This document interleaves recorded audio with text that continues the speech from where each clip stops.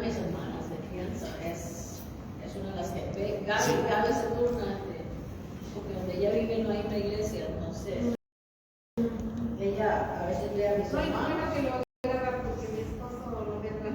¿También lo ve? Ah, bueno, sí, sí. Llega a trabajar, lo pone. Ah, fabuloso, fabuloso. Entonces, Juan capítulo 3. Voy a contarles la historia de lo que estaba pasando. Es una historia bien famosa, bien conocida. Jesús y Nicodemo. Este principal entre los sacerdotes, entre los judíos. Juan capítulo 3. Juan capítulo 3. Fue de noche a hablar con Jesús y le dijo algo interesante. Le dijo: maestro, rabí, sabemos que has venido de Dios. ¿Quiénes sabemos? Los otros fariseos, los otros sacerdotes, los otros líderes religiosos han estado hablando: no, es que debe ser falso, no, que nadie puede hacer estas obras que él hace si no está Dios con él. Entonces tenían una discusión, pero había un grupo de ellos: no, es que tiene que ser de Dios, porque nadie habla con esta autoridad y nos disgusta y nos ha dolido muchas veces la manera en que Él nos ha hablado, pero tiene que ser de Dios.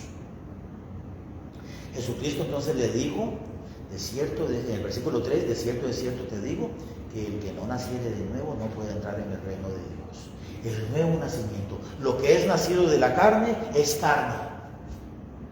Lo que es nacido del Espíritu es Espíritu. ¿Perdón? Sí, el que nace una vez físicamente, un día va a morir físicamente y va a morir espiritualmente, porque solamente nació una vez. No nació la vida espiritual. No nació la vida espiritual. Pero el que nace dos veces, ¿cuál? El nacimiento físico y después el nacimiento espiritual, solamente va a morir una vez. No sufrirá la segunda muerte. No sufrirá la segunda muerte. Exactamente. Sí. Es como un sub y baja. Se nace una vez, se muere dos veces. Se nace dos veces, se muere una vez. Entonces Jesucristo continúa explicando de que en qué consiste el nacimiento del agua, en qué consiste el nacimiento del Espíritu. El nacimiento del agua consiste en el nacimiento físico, el nacimiento del Espíritu obviamente es el nuevo nacimiento, es el aceptar a Jesucristo como Salvador personal. Jesucristo le dice: pero tú siendo maestro aquí en Israel no entiendes esto. Y llega al versículo 16, que es el versículo más conocido de toda la Biblia. Porque de tal manera amó Dios al mundo, que ha dado a su Hijo unigénito, para que todo aquel que en él cree no se pierda, mas tenga vida eterna. Muchas veces tomamos este versículo aisladamente, pero es importante tener el contexto. Estaba hablándole aquí a Nicodemo y le dice: Nicodemo, porque de tal manera. Es una expresión interesante, es una expresión que básicamente estaba diciendo: no tengo palabras para explicarlo correctamente. Dios nos amó de una manera tan inexplicable que dio a su Hijo unigénito. Con este caballero con el que estuve hablando, le estábamos hablando acerca del purgatorio. Entonces le di una ilustración, le dije: ¿qué pasaría si ya sus hijos también están mayores, ya son adultos? Le dije: pero cuando sus hijos estaban pequeños, o si llegase a tener nietos, no sé si tendrá nietos o no el Señor, pero le dije: usted les dice: vean, yo quiero que ustedes aprendan a jugar con fósforos responsablemente, con cerillos. Ustedes cuando van a jugar con cerillos, véanlo. Uno no les va a enseñar a sus hijos o a sus nietos a jugar con cerillos, porque no sabe de que es muy peligroso. Uno, se puede quemar ellos mismos, o peor, quemar un edificio y quemar personas, mascotas, y la pérdida material. Entonces, me dice, sí, no, jamás. Pero yo le dije, nosotros cuando pequeñitos, nuestros papás nos decían, nunca jueguen con fósforo, ¿verdad? No jueguen con cerillos, porque es peligroso. Pero ¿saben qué hacíamos nosotros muchas veces que se iban nuestros papás? Jugar con fósforos. Y algunas veces nos pegamos unos sustos. ¿Qué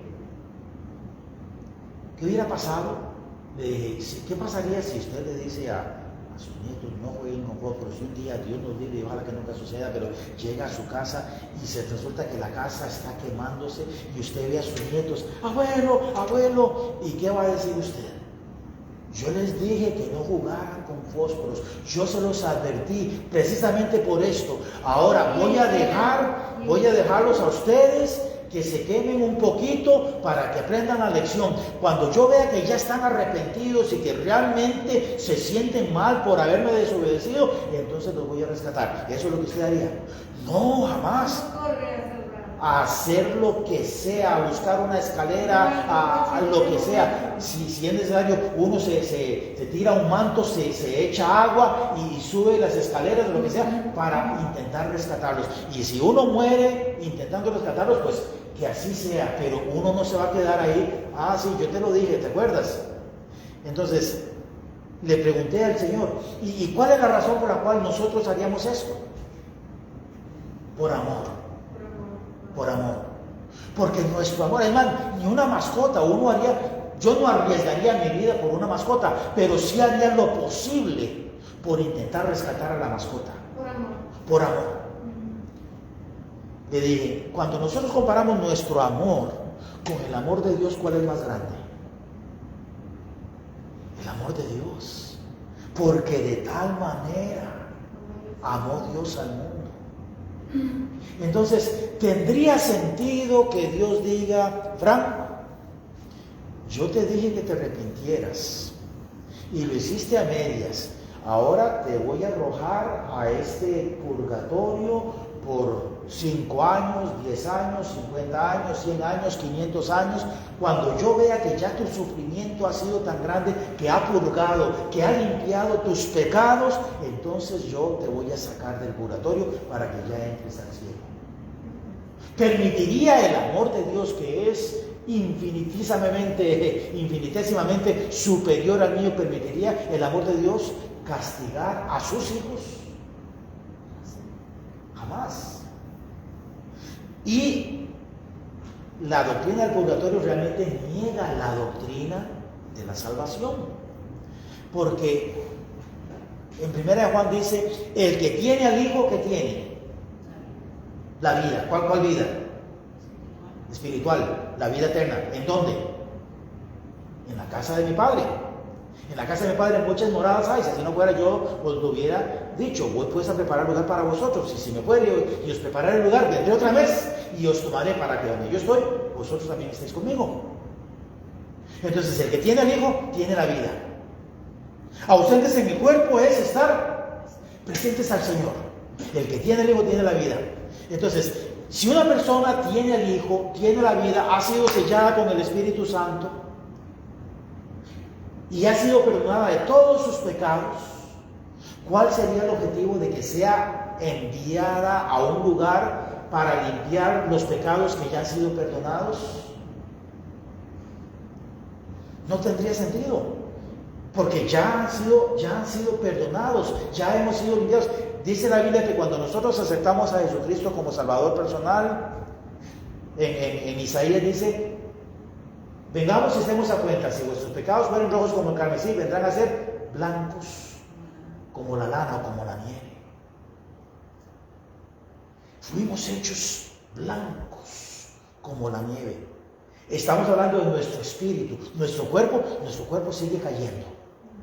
Y tenemos que levantarnos una vez más, volver otra vez a pedir perdón y seguir adelante. Pero nuestro espíritu fue vivificado. Estaba muerto en delitos y pecados, pero fue hecho vivo por la fe en Cristo Jesús.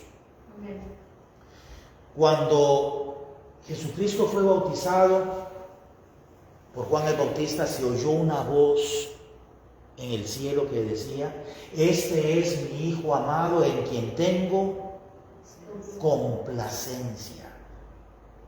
La idea en la Biblia es en quien estoy totalmente complacido. De hecho, algunas versiones lo traducen así: en quien estoy totalmente complacido. Nosotros tenemos hijos y estamos complacidos con nuestros hijos, pero ¿alguna vez hicieron nuestros hijos cosas que nos desagradaron? Claro que sí. ¿Pero qué hizo Jesucristo que desagradó al Padre? Nada. Todo, absolutamente todo lo que hizo Jesucristo agradó al Padre. Cuando nosotros por la fe hacemos el trueque, le entregamos nuestros pecados a Cristo, Cristo nos entrega la justicia de Dios. Entonces, esas palabras que dijo Dios de Jesucristo: este es mi Hijo amado en quien tengo total complacencia, es lo que hoy en día puede decir de nosotros los que hemos sido hechos justicia de Dios. Somos los hijos amados en quien Dios tiene total complacencia. E igual, estamos hablando del área espiritual. Físicamente todavía tenemos problemas con nuestra mente. Físicamente todavía tenemos problemas con nuestros ojos. Físicamente todavía tenemos problemas con nuestra boca. Físicamente todavía estamos teniendo dificultades con nuestro cuerpo, porque nuestro cuerpo todavía está sujeto a las debilidades de la carne. Pero nuestro espíritu fue vivificado y fue hecho justicia de Dios en Cristo Jesús. Entonces dice: porque de tal manera amó Dios al mundo, que ha dado a su Hijo unigénito. Cada vez que leo este versículo recuerdo la historia de un misionero allá en Costa Rica. Ya sabía español, pero todavía le costaba un poquito el español, y estaba predicando acerca del hijo inhigiénico, que sonaba muy parecido a higiénico. Entonces la gente se reía y él no entendía por qué se están riendo si no estoy contando ningún chiste, no estoy diciendo ninguna ilustración graciosa que la gente se estuviera riendo. Entonces el hijo inhigiénico no se oía que lo decía más. Sí, y ya entonces le explicaron, ya después del culto, ¿verdad? Le explicaron que es que estaba haciendo una combinación de unigénito con higiénico, y sonaba gracioso. Y todos los que hemos aprendido otro idioma sabemos de que vamos a cometer errores y que va a sonar gracioso, aun cuando no estemos aprendiendo otro idioma, cuando estábamos aprendiendo el mismo idioma español o el mismo idioma inglés o cualquier otro idioma.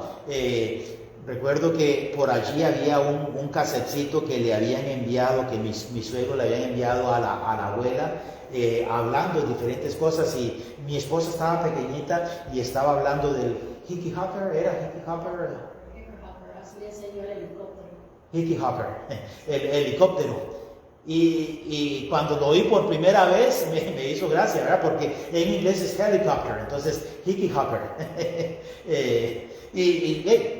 Suena gracioso. Entonces Dios dio a su Hijo unigénito.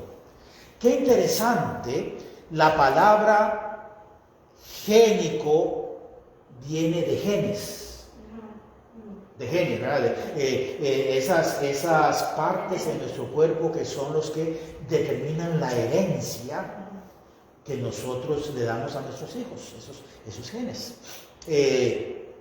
Entonces, hay dos palabras que están compuestas también bajo esta misma raíz de los genes, y se les agrega lo que en español se llama un prefijo.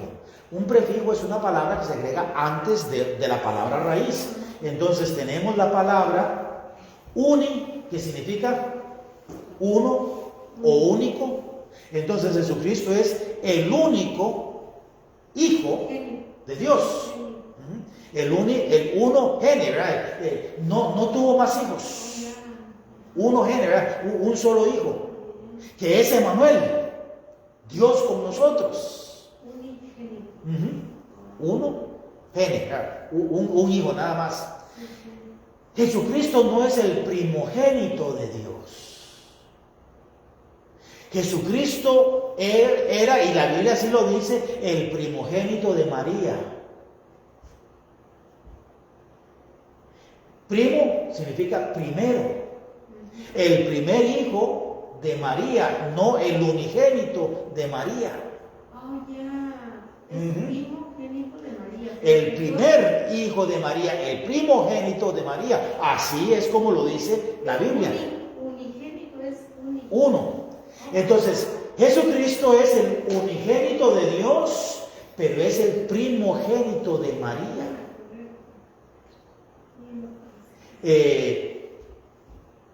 El unigénito Hijo de Dios, para que todo aquel que en Él cree.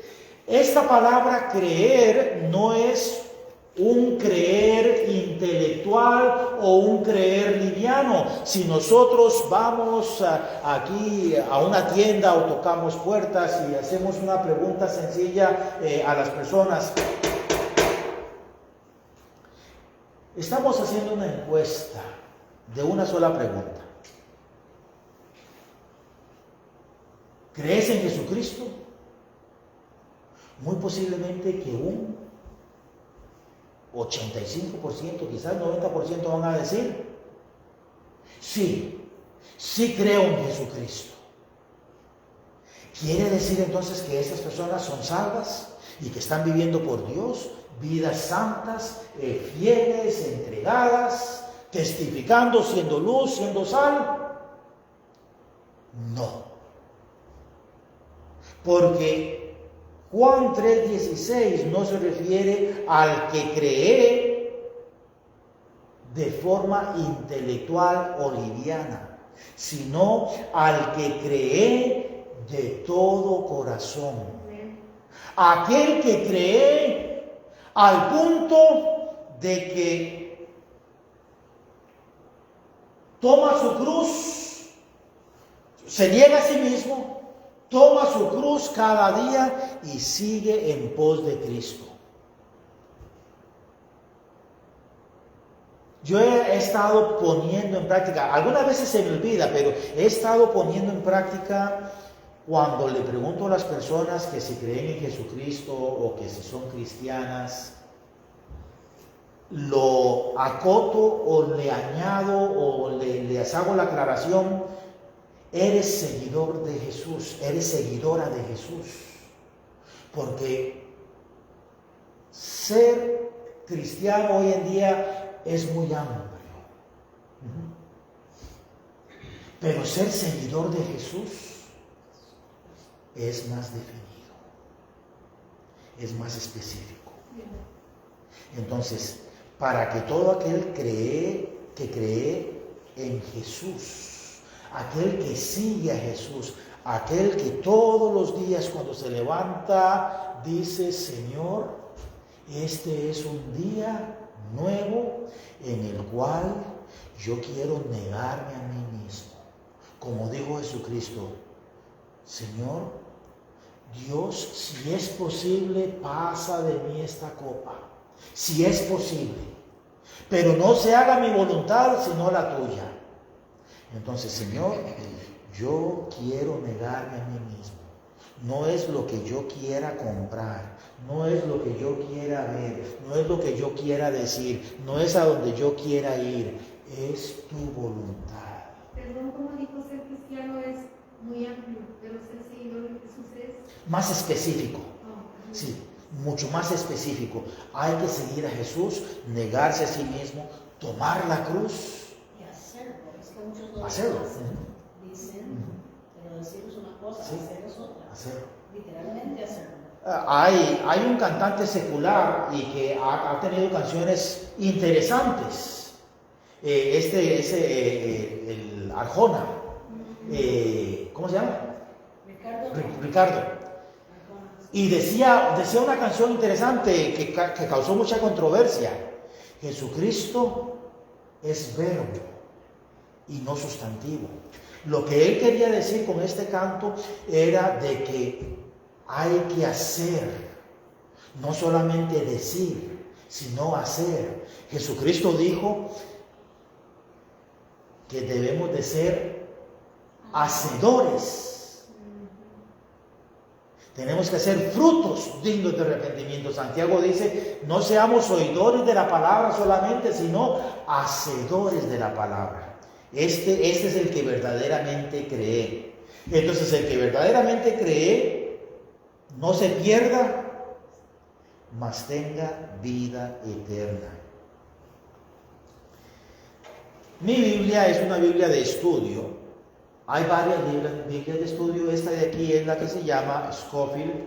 Y cuando nosotros leemos aquí en Juan 3:16, y en la palabra pierda hay un número 4. Hay una nota interesante.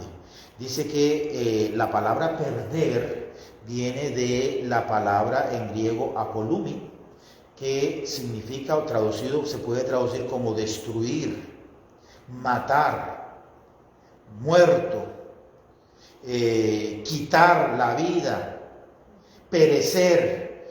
Cuando en el Nuevo Testamento se utiliza el verbo apolumi en el sentido teológico y no en el sentido estrictamente narrativo, nunca significa la mera cesación de la existencia.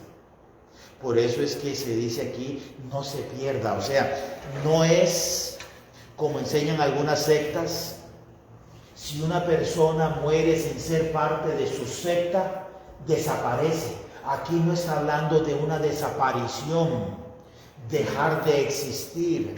Lo que significa la palabra apoluni, es más bien, nunca significa la mera cesación de la existencia consciente o del estado consciente, sino que indica el estado de sufrimiento consciente que continúa eternamente y es el resultado inevitable del pecado. O sea, es una existencia perenne, eterna, pero de castigo. Entonces, podemos decir que todo ser humano es eterno. Los que somos de Cristo somos vivientes eternos. Y los que no son de Cristo, el que tiene el Hijo tiene la vida y el que no tiene el Hijo de Dios no tiene la vida. Los que no son de Cristo son perecientes eternos. Y de hecho, cuando la Biblia habla de las personas que están en Cristo mueren, la palabra realmente es un adverbio que significa perecientes. Son perecientes eternos. En otras palabras, cuando una persona nace, empieza el proceso y ya nació y ya está. El proceso de nacer dejó de existir y ya está el proceso de vivir. Cuando una persona está en las últimas, está agonizante, llega un momento en el cual su proceso metabólico deja de funcionar, su corazón deja de funcionar, sus pulmones dejan de funcionar, la sangre deja de fluir y la persona muere. Físicamente, pero espiritualmente la muerte es una agonía eterna. Nunca van a dejar de perecer. Van a seguir pereciendo el resto de su vida, el resto de su existencia en el infierno.